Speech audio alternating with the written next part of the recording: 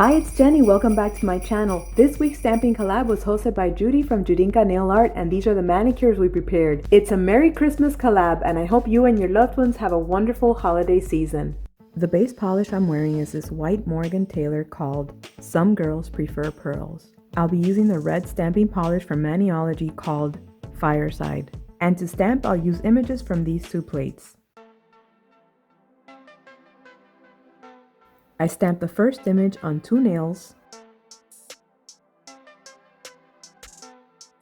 and the second image on the other 2 nails.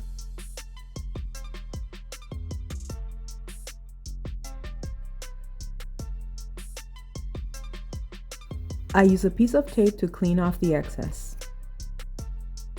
And to finish off, I'll apply my Sally Hansen matte top coat.